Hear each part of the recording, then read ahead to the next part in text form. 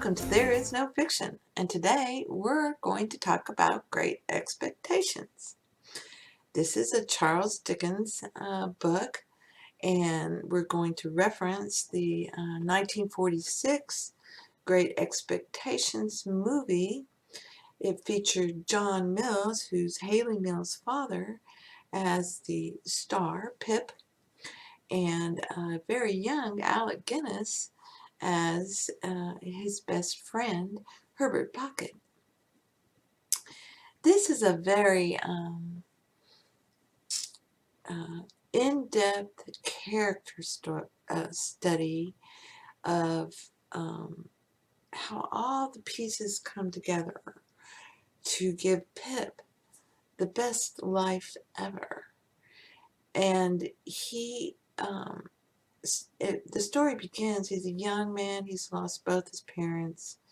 He's headed out to the cemetery to take some flowers to his mother's grave, and while there, a couple of convicts have escaped the prison ship, and one of them grabs him and shakes him down. You bring that file and them victuals to me in this churchyard tomorrow morning early. Yes, sir. And never dare to say a word of having seen such a person as me. No, sir. If you do, your heart and liver will be tore out and roasted and ate. There's a young man hid with me, and in comparison with him, I'm an angel. That young man has a secret way of getting at a boy and at his liver. The boy may lock his door, may be warm in bed, but that young man will softly creep his way to him and tear him open.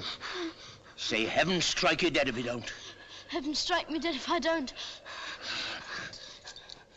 Now you know what you promised, young man. Get off home. Good night, sir. So Pip is scared, and he hears what the man's saying, while he's laying in bed, they're going to come get you.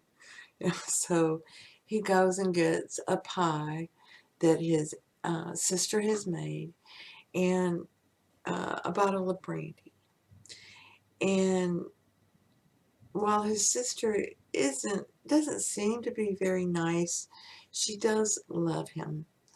And so he heads out, and he's feeling guilty. And the way the movie does his imagining is just brilliant. It really is. A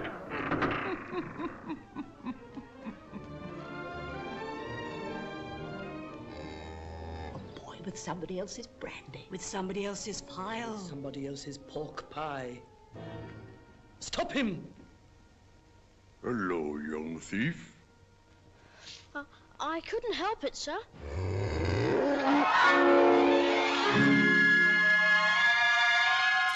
So then,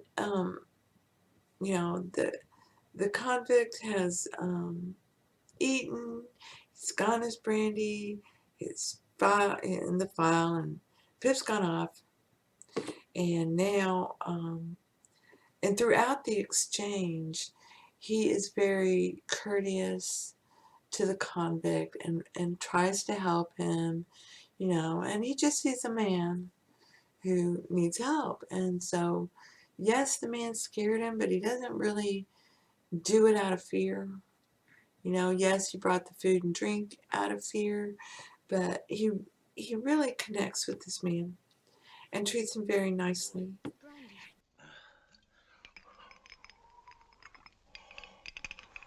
I think you've got the ague, sir. I'm much of your opinion, boy.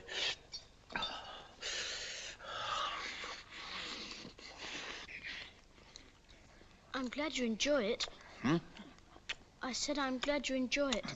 Thank you, boy. I do. Aren't you going to leave any of it for him? Him? Who's him? The young man you spoke of. Oh, him. And, unbeknownst to you, if you only watch the movie, the two convicts are in a battle together.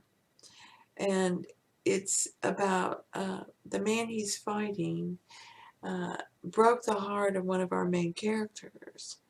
And in turn, got this man in trouble and broke his heart because he was taken away from his young family, and that in turn caused him a lot of bitterness. And all these stories are interconnected, as we find out. And it's about, seeing the tangled web we weave. So that you see all that, and then you also see how when you buy into someone else's story, how you enslave yourself. So the rich lady in town, Miss Haversham, who everyone calls, the kooky lady down the road, wants Pip to come to her house to play with her. And so, okay, she's willing to pay for you to come play with her. It's going to help the whole family. So he goes to go play with Miss Haversham. When he shows up, he meets the young Estella. And Estella is very ugly to him and very mean to him. And Miss Haversham explains to him that, it's Estella's role to break men's hearts. Do you know what I touch? Here. Your heart. Broken.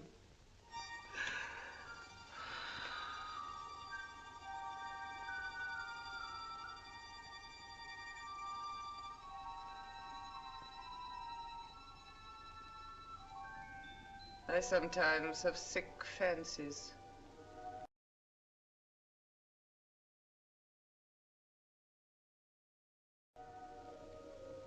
And I have a fancy I should like to see someone play. Play. Play. Estella, come here.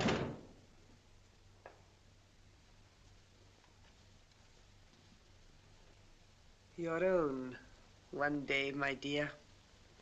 And you will use it well. Let me see you play cards with this boy. With this boy? But he is a common labouring boy. And look at his boots.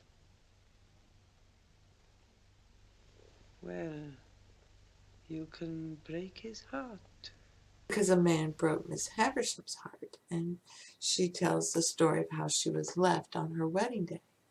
And she's still wearing the wedding dress, and the wedding cake is still up, and man, it's nasty. There's cobwebs everywhere. Everything's overgrown. And so she's training Estella to hate on all men, tell them you love them and then leave them kind of thing. And, Estella's been doing this her whole life. So she meets Pip, and she sees Pip fight with Herbert Pocket and win, and she likes that. So she lets Pip kiss her. And then Pip has to go apprentice with his uncle to be a blacksmith. So he's saying goodbye and that he can't come back. And Miss Haversham has really enjoyed his company and wishes him the best and gives him some gold sovereigns. And Estella allows him to kiss her one more time. During his time at Miss Haversham's, he also met Miss Haversham's lawyer.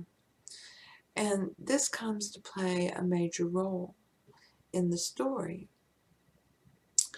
So, Pip goes to be a blacksmith, apprentice to be a blacksmith, and a lawyer shows up and says he now has a benefactor, and that he's to come to London. He's going to learn how to be a gentleman and, study and all that good stuff, and he's going to have an allowance. And everyone is so happy for him, and he heads out to Miss Haversham's to tell her goodbye, and, Miss Haversham is very happy for him and tells him how Estella is abroad learning to be a lady and breaking hearts, and yes, she's as lovely as always. And Pip has always loved Estella. He's always thought she was just beautiful and wonderful. It didn't matter how ugly she treated him. That boy thought she was beautiful and wonderful, and he loved her. So he goes to London and he notes to himself how, he believes wealthy people are snobs, and he himself has become a snob. And he doesn't necessarily like that about himself, but he recognizes My it. dear Mr. Pip, Mr. Gardner is going to London, and will be glad if you are agreeable to be allowed to see you. He will call Tuesday morning at 9 o'clock. We talk of you in the kitchen every night, and wonder what you are saying and doing. No more, dear Mr. Pip, from your ever obliged and affectionate servant, Biddy. As I watched Joe that Tuesday morning, dressed grotesquely in a new suit, let me confess that if I could have kept him away by paying money, I certainly would have paid money. In trying to become a gentleman, I had succeeded in becoming a snob. And it turns out that his 21st birthday comes, and his benefactor has risked everything to come show himself to Pip and tell him who he is, and that was the convict. All this time, Pip has believed it was Miss Havisham. He put the lawyer and the gold sovereigns together and made up a story that was Miss Havisham getting him ready to be Estella's husband. But that wasn't it at all. It was the convict who never forgot Pip's kindness and the way he treated him just like a human being. Yes, Pip, dear boy, I made a gentleman of you. It was me what done it. I swore that time that as sure as I earned a guinea, that guinea would go to you. And that there hunted dog what you kept life in got his head so high that he made a gentleman. And Pip, you're him. Why, I'm your second father, Pip, and you're my son. And how good-looking you've growed. There's a pair of bright eyes somewhere, eh? Isn't there a pair of bright eyes what you love the thoughts of? They shall be yourn, dear boy, if money can buy 'em. But didn't you never think it might be me? No, never. Well, you see, it was me. And single-handed. Never a soul in it but me own self and Mr. Jaggers. Was there no one else? No, who else should there be? And since he had lost his daughter, he took Pip on as his son and really loved him and wanted the best for him. However, he is a convict in England and is wanted.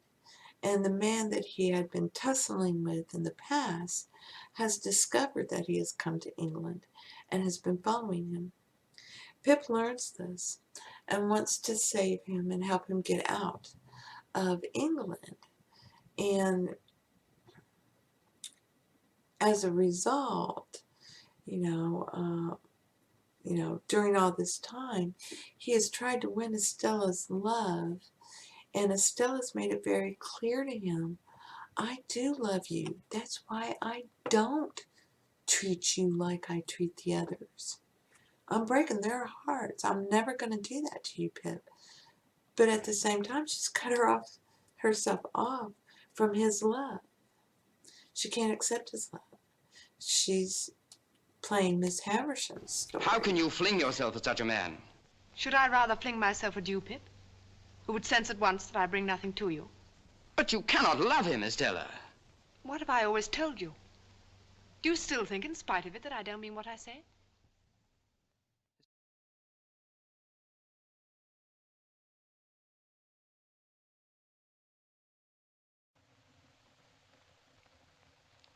If you mean what have you done to me, Miss Havisham, let me answer. Estella has been part of my existence ever since I first came here, the rough, common boy whose heart she wounded even then. She has been the embodiment of every graceful fancy that my mind has ever known. To the last hour of my life, she cannot choose but remain part of my character, part of the little good in me, part of the evil. But you may dismiss me from your mind and conscience. But Estella is a different case. And if you can ever undo any scrap of what you've done amiss, in keeping part of her right nature away from her, it will be better to do that than to bemoan the past through 100 years.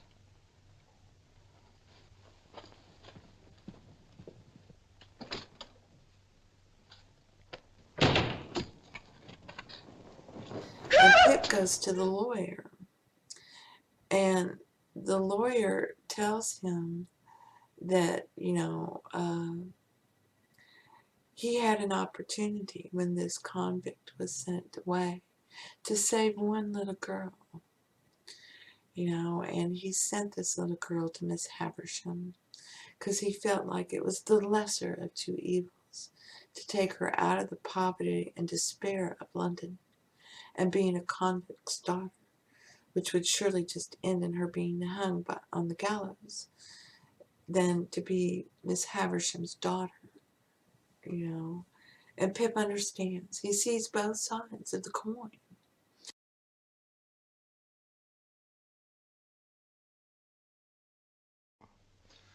Now, Pip, put the case that this legal advisor has often seen children tried at the criminal bar.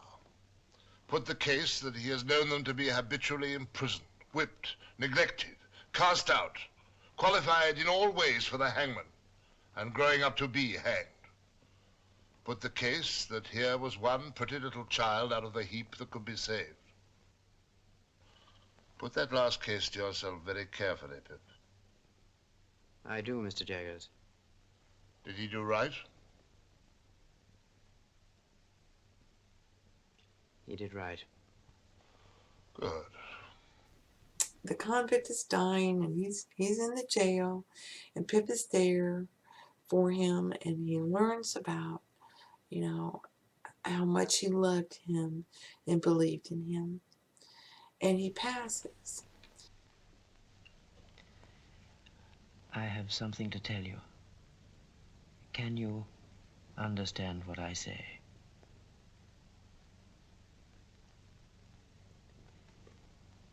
You had a child once, whom you loved and lost. She lived and found powerful friends. She is living now. She is a lady and very beautiful. And I love her.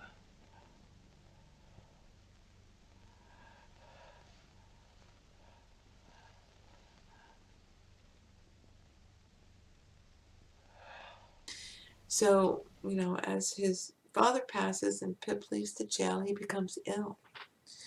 And he wakes up, and it's been several months, a couple of months, and he's back at home at the blacksmith's house.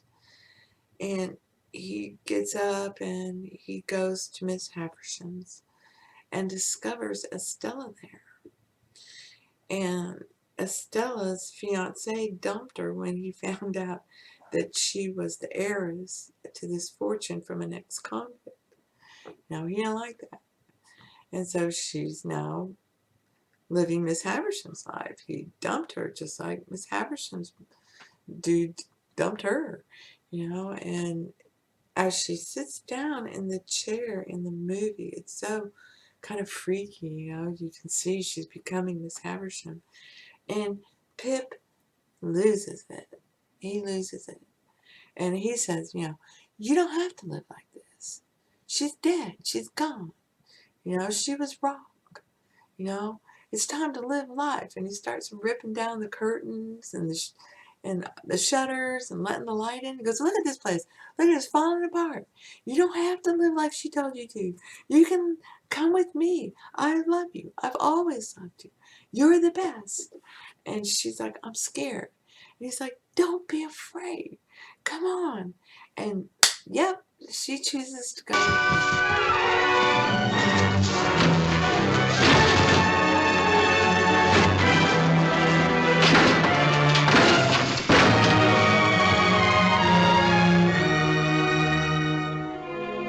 Look, Estella, look. Nothing but dust and decay.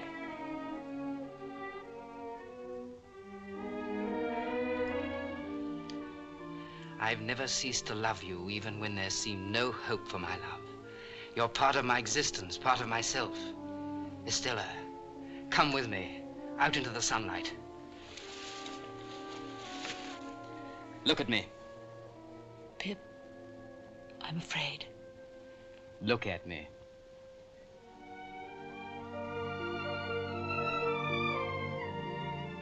We belong to each other.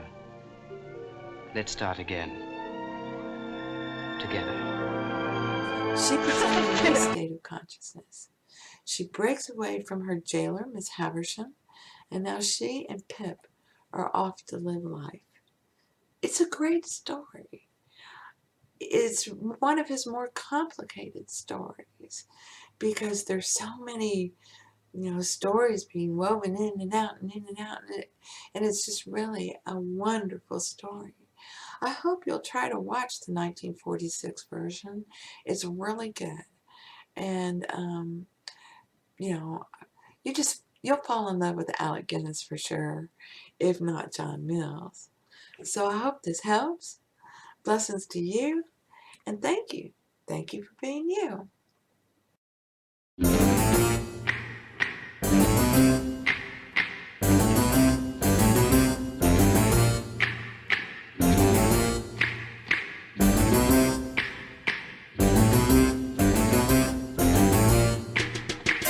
They're creepy and they're kooky, mysterious and spooky. They're all together ooky, the Addams Family. Their house is a museum when people come to see 'em. They really are a scream, the Addams Family. Neat. Sweet. Petite. So get a witch's shawl on, a broomstick you can crawl on.